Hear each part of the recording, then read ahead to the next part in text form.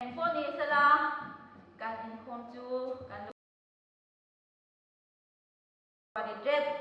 kan mi khwal te ko an khom ba na chu e tur ani bok nen am sa le ha atunik loi in khom lom chong ko lai hong ril zadina pathian bu yak ron ka khom jong jong te in jawa in am saberin ka ko dil lamin si bai ka bu ka cheu en phone ni sala kan in khom tranan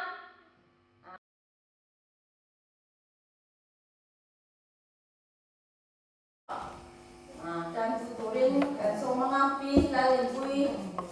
datong lalay hong noise na pi klorino badol kurindo ite ha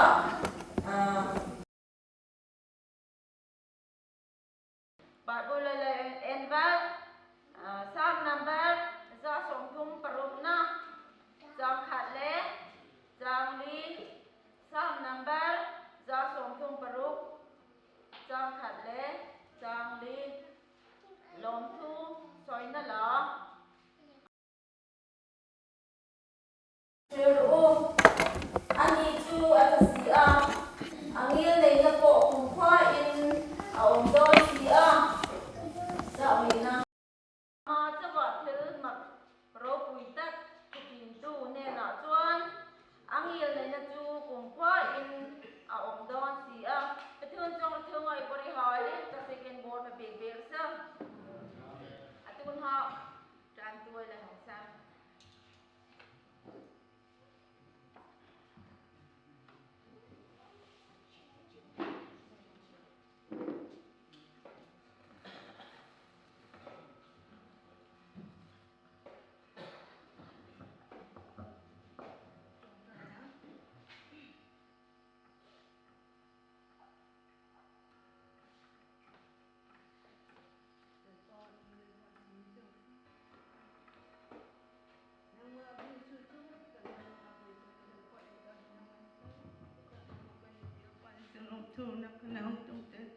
When you enter every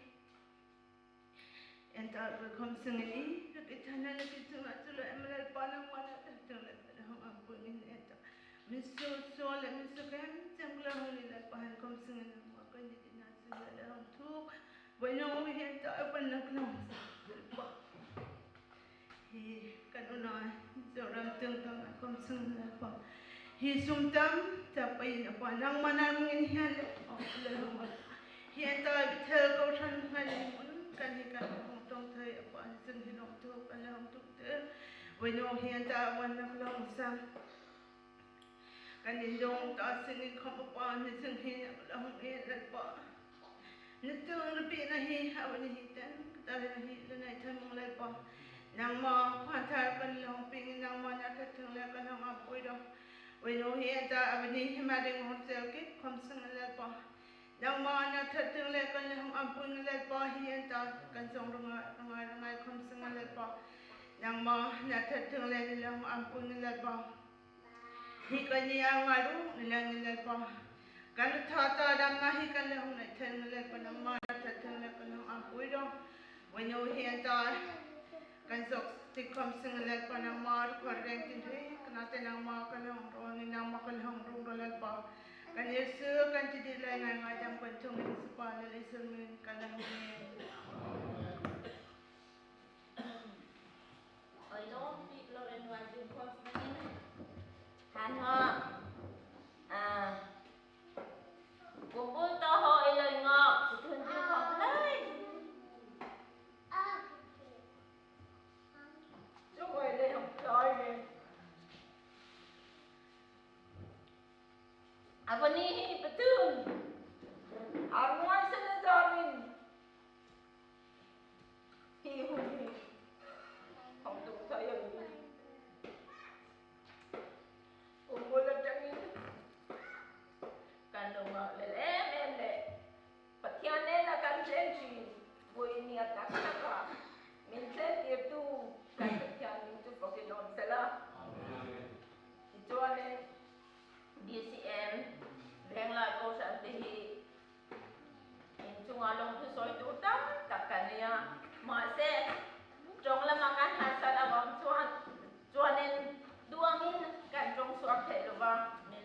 nhà máy à cảnh nói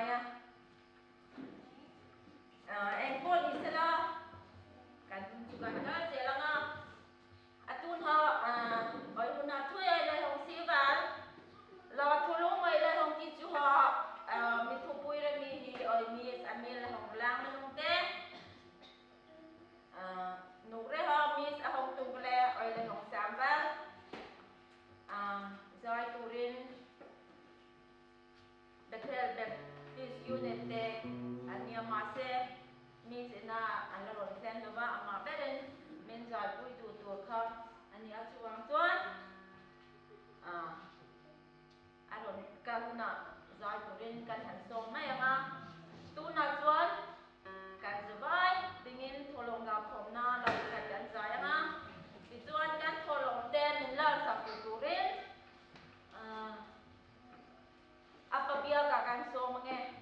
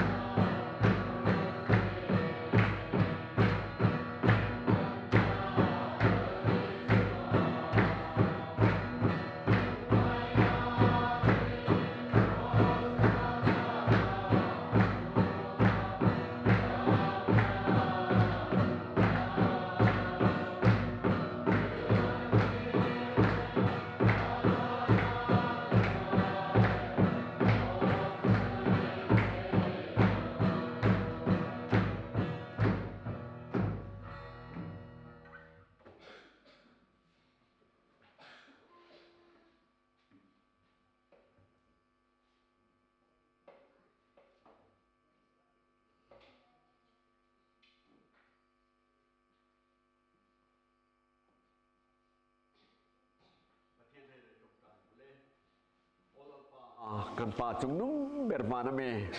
nangin hun tha min pe a zanina hiani fa te iko ran ho te ibiak buk thiang lima nang ma chi bai buk tura min foi khom le wang hian kan balom em inen alom thu kan thila che lalpa zanina hian helai mun nangin min foi khoma keima ni mai ni laven lalpa itharau thiang limin min om puya lalpa kan taksa kan lan rualin imal som na kan don atangin hei poisanoi kan rim cha nang tok te lalpai ne na kan don lakhom vele ta heng te imal som la tipung la iram lau zawa iming lo ru puise thien tu rin man ru min man sakla lalpa atho tu te song po itharau piang limin min om pui min gai khuai la imal som na kan don atien lom sak fu tu rin min tran pui la heng te hi iru pui na nge ikut thiang lima kan lalpa isu krista min kan don la na che Amen.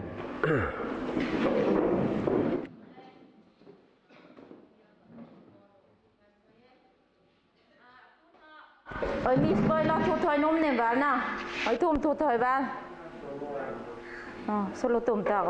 Sorry, cảm ơn ta. Atun ha. Ai solo mer ngai terngin ha. Miss Fel rang ha ôi lại hồng sam va.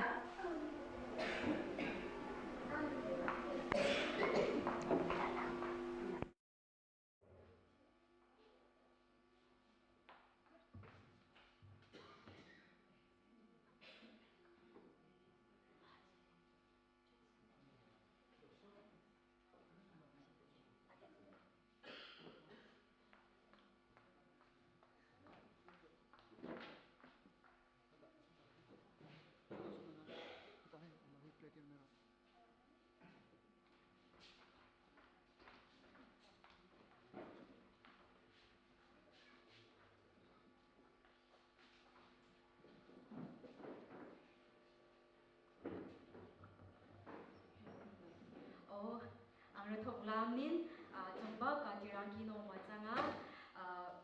mo som chong chang lo nin shang kho chong khom thei o mi nga ma da sik nin pheng ke mi so chong ke thei a wa po ha ma da sik nin zo chong in ba kare la voi na hianin hei Sonarai Baptist Church sai thei turin hun cha chan bo chatak mai shwai tu te sar le pathian sara ka chang thei hi kalom em a nge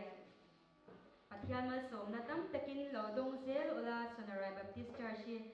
thela khung nen chanin in te khin chan ke hi ai chan thiam chan in te deu na chungin mak se en ton tur nang ma hi tam taka omani ti ha ka sia a chuwang chanin biak in ro pui takte in ne ya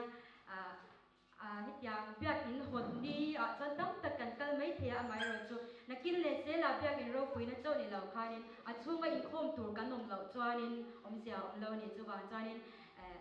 hanung zika za som ta signin chong nang na kar cha chan Bethel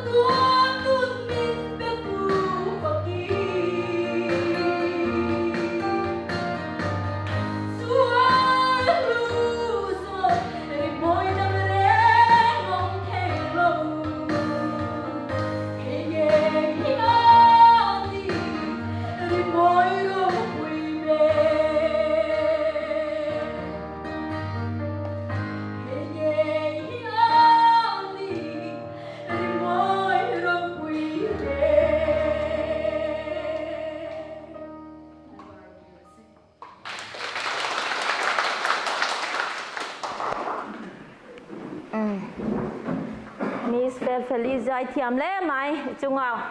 kan lo me na tu la ma te po azai kan la ngai tha ze la nga patun hanung bor nang pe rasa ni jung ha lom song kan rel atun ha thu lom dang am khoi no ko la ha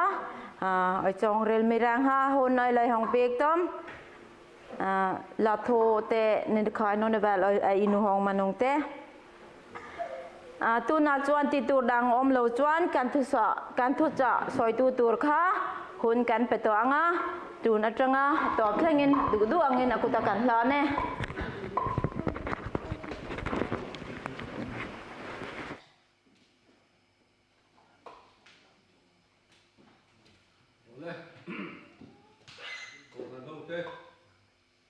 Pathian chơi buka lokal dong te câu thằng này to cần là lý do Christa mình chỉ bảy kabu ajo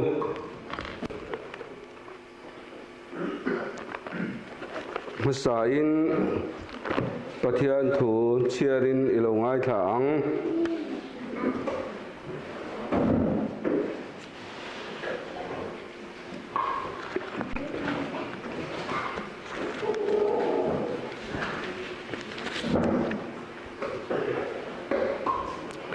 FSC bung ni trang sam ni pakhat le sam ni pani chau hi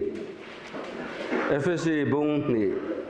trang sam ni pakhat le sam ni pani ama chuan lungrem rang theute rem taka chuk to in lalpa chuan biakin thiang hlim a changzel thena nang ni po ama chuan tharau Pathian omna tura rem khom inni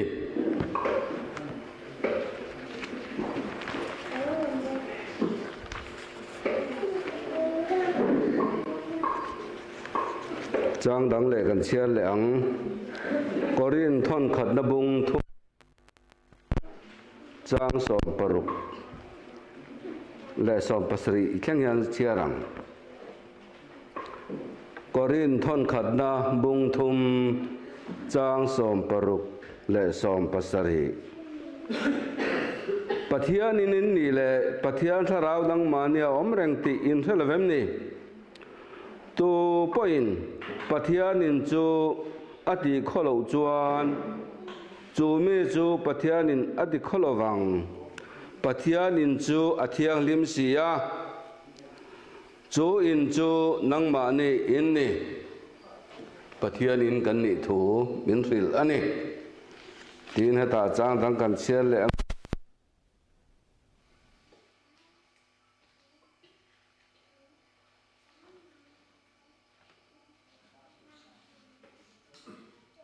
korin thon li na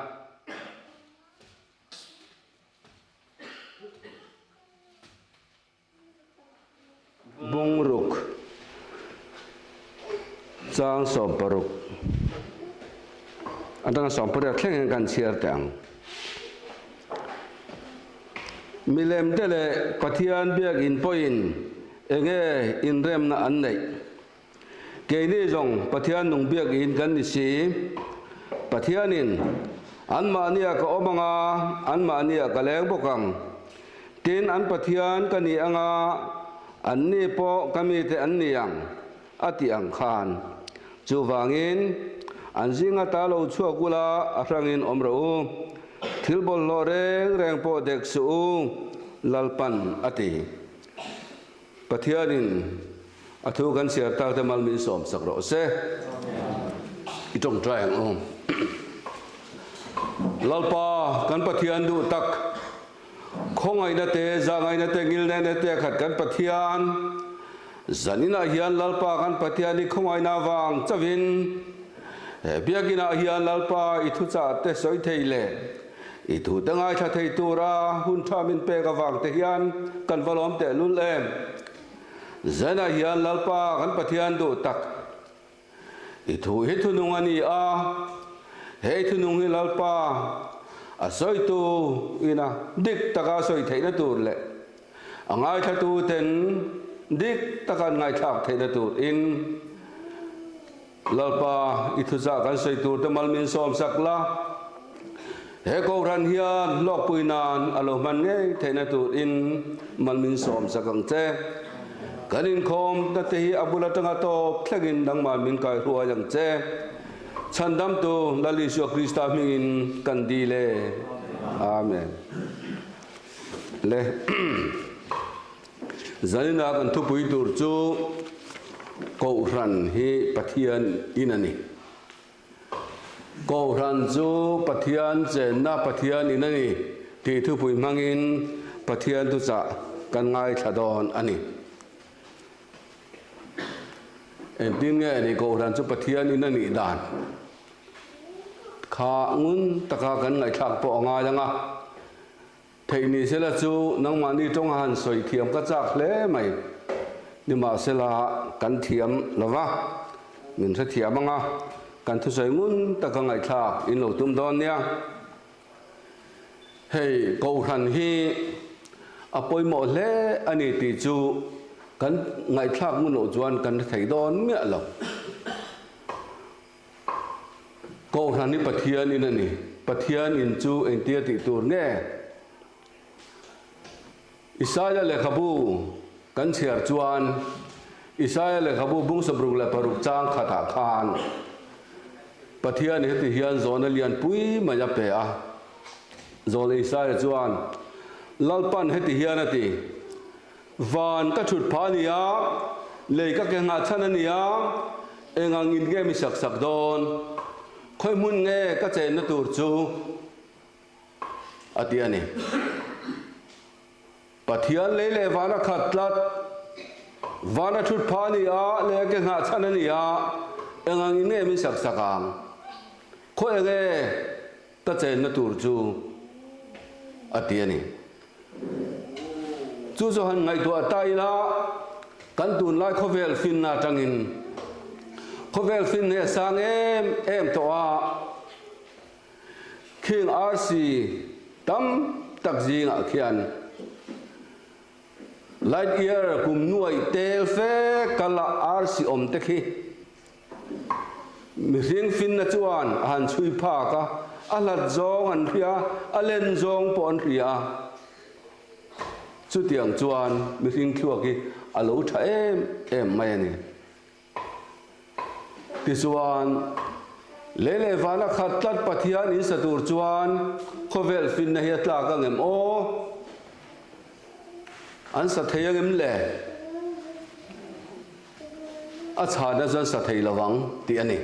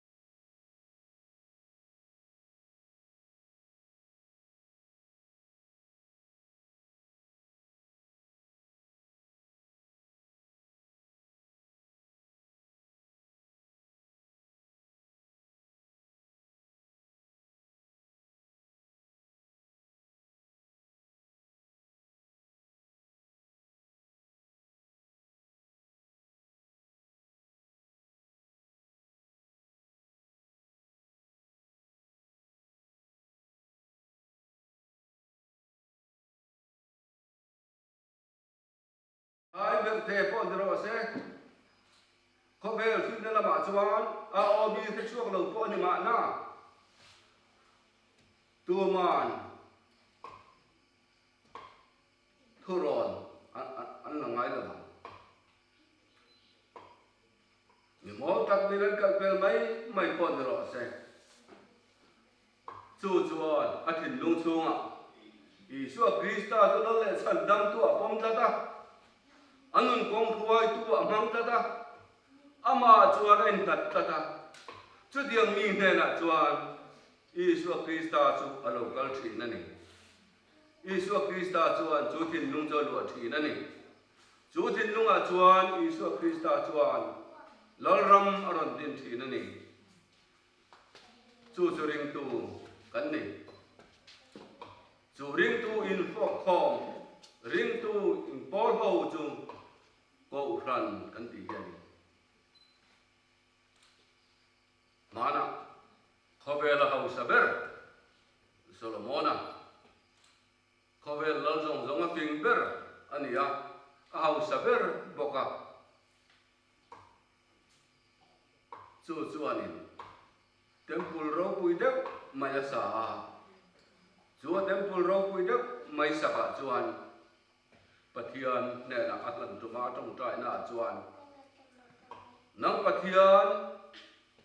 me chu mi ring ji la hian itel ve ik local tak me bang mo mi ring ji la yo me thei tak me bang mo van bo ruak zau taka po khian ileng lo ni si a ka in saka hi chuan ivaleng lo na sele zo don em ti in asoi ni chronicle pani na boruk chang som paria da khan chu chu kan mu ani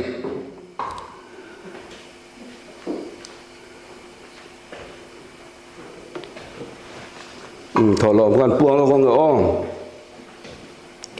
cheng sang khat za sari som panga niria tha som pani sang ni som ti pathum Friday night thọ lom cheng sang khat le za sari som panga alom ame chu chuan lal Solomon a point pathian ro pui zia angai tu a vana khatla da ni a pathian ta na ain saka khan alen lo tur zia asoyani chu tiang chuan khovel kuta sak ina hian lalpa chu chengai lowani tin pathian thuin min thri bokani chu tiang chuan ya sia vai khong e che nang ring tu te a cheng thin voini a hian kan ne na pathian a cheng ani khovelina a ina sak theilo ban pakhat po phun theilo lain ring tu chuan athin lung chunga athin lung chung pian rial taka chungril taka lalpa tan huna lo kian to a chu muna chuan lalpa chuan ria ro na rema zan ria a eya a cham chil thina ni mathai bung saria khan ti hian kan hu wa lali chuan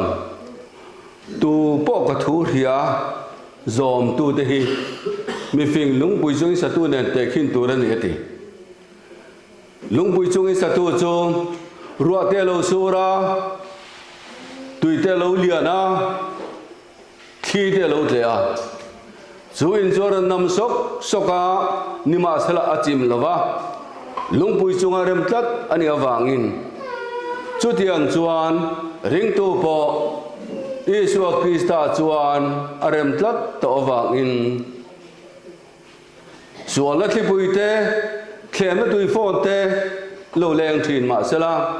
chu arin na jong ying thei to lawani net takin Isua Krista chuan rem chawin om to awang ani chu ti chuan chu ring tu tin pol khom ko ran kan tia chu Kristan athisenale ani a Krista athisenale ani a chu ko ran chu anei tu chu Krista ani a thune na zong nei tu po amma ani chu ri chuan ko ran chu Krista mo thiang lim ti ani nakina khovel top dona Krista local don te pa a ko ran te seng don chumia chuan kan tel lo palang ti kha lom takani mi thiang lim lor an ti kha alo thleng ngei don ani ko ran a seng don a mo te ala so do don a ko ran ala so do don chim huna chuan kan tel nge anga ani chumia kan tel theina tur chuan voinia po hian min som rengani ti chuan chu ko ran chu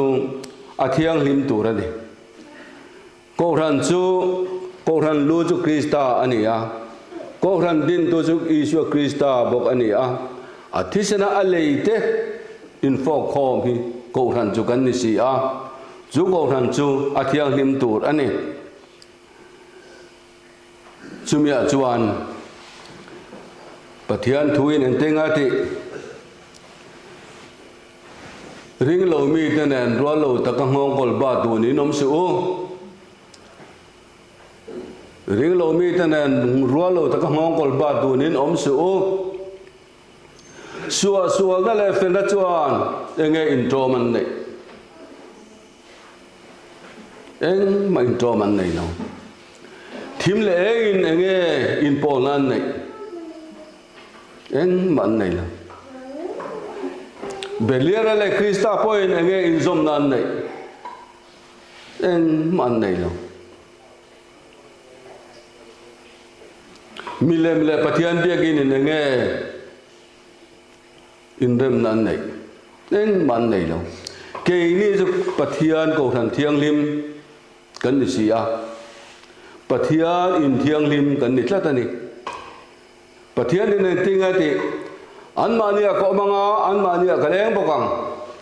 tinan pathian kan yanga an ni chu kami ten ni ya atiang khan ke ni point sual zinga ta chuak ro thiang lim takin om ro thil bol lo le thil chalo reng po dek su lal panati chuti chuan ko lo bang chunga in tan pa kan ianga katan fanu fapa in yang ti in pathian thu in min lal pathian tong kamani chu wang in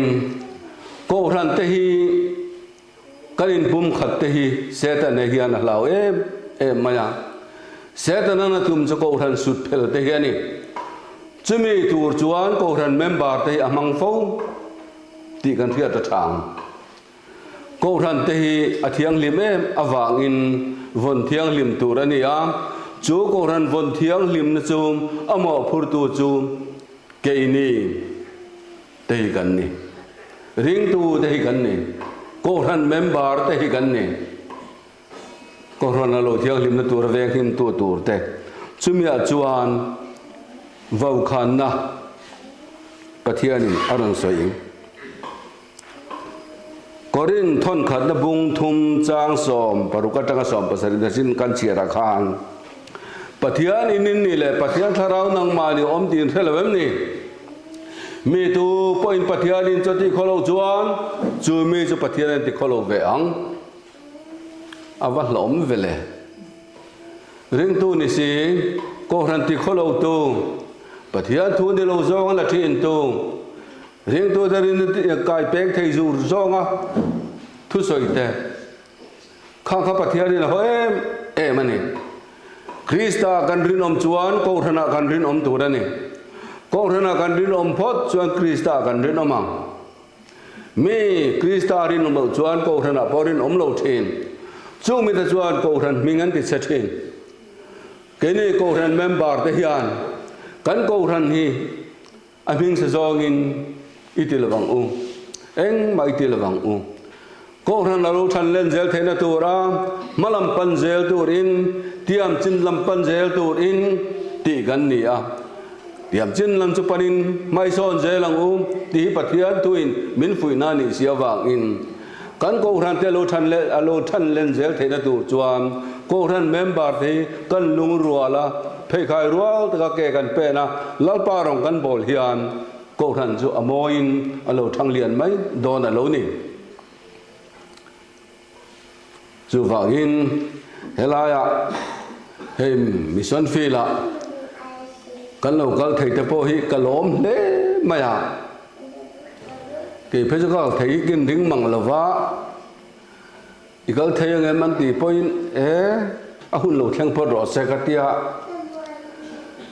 ma se pathian khoi na zara he ka lo kal ve thei te kalom le ni hun te la chimin la pe ve zui le nga la chu tiang chu ni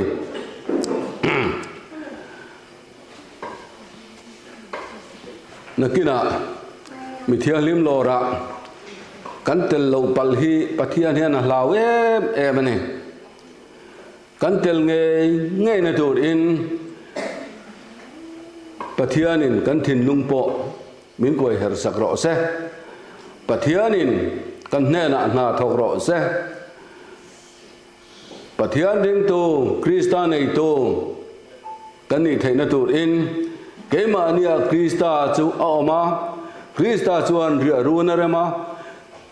Krista chu kan nun kong ruai tu kan man theina tur in voinia po hian Pathianin minasom ngara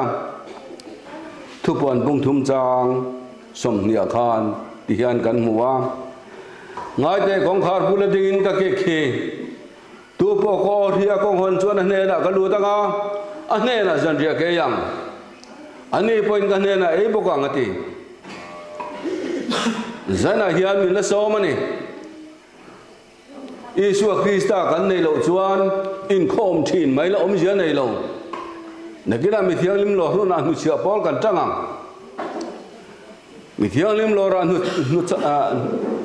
nu chia pol kan tan lo na zana hian Isu Krista kan nei ngai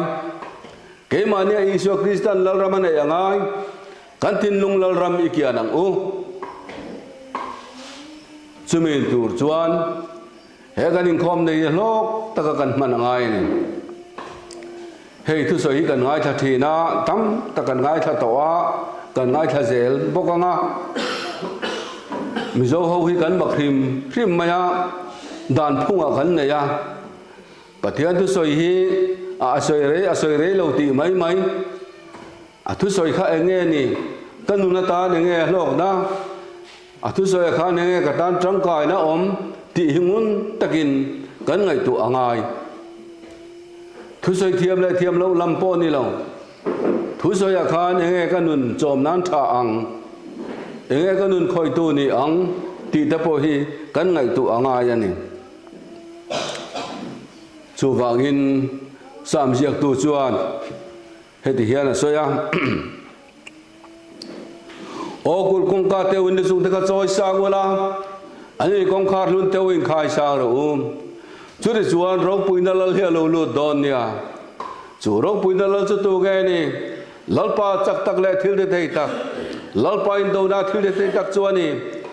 lele vara thunen zong nei tu lalpa pathian chuan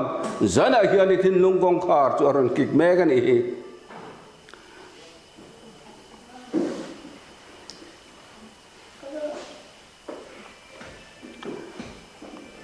Isu Krista kan nei lo chuan Isu Kristan ke mania chana nei lo chuan kan thin lung a chang lo ani vai chuan engma soi tur om lo pathia thu chuan he ti hian ti voi kha dil ro ti vara van thil pek te ma tharau thiang lim chan ti ram pathia tu tha le hun lo lom tur thil ti thele tem to zata tluk san le te kong thu zong chu mi da ja sim le turin siam thar le rualan ni lo anma ni ta na pathian fa pa Krista chu kheng bet don lia timol phawan ni wangin atiani atla om lutuk pathian thu kan phia to nuwa kan phasan ni vai chuan atla om em ani thu tak khria da fam kim kan chan to thil kan ti sual lui si chuan sual te ta nin thoina reng om to hau lawang chu wangin pathian thinur le pathian do tu kang ral tur thinur mai pui kan pham ba kan mai tin tu go pol na sai chu wangin kan pathian hi mi kan ral mang pathian ani ti kan thia ta cha adu lo zong alom em pathian ding tu Christian kan ni to chuan nget takin kan din angai ko rana rin o mangai Krista kan nei tlat angai kanun kong ruai tu a Krista kan nei angai chumi turatan chuan Krista kan nei am keimana Kristan lalram adina aram chunget taka keima ni om theina tur im kan thu soite lalpan malmin som sakro se trong trại on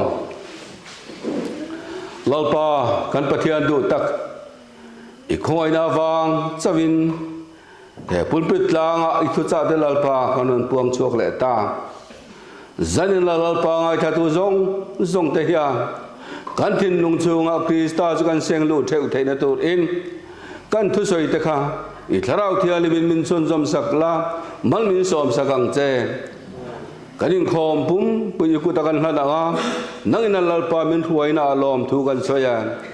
min san dam tu kan lalpa Isu Krista mingin kan nge ne amen la ka thlang ve dua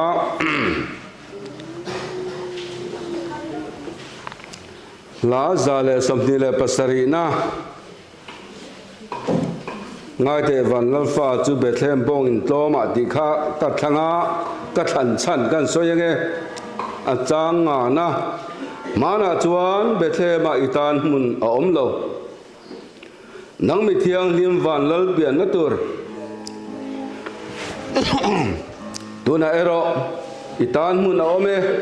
Isu kan ne na lo cheng la minom puiro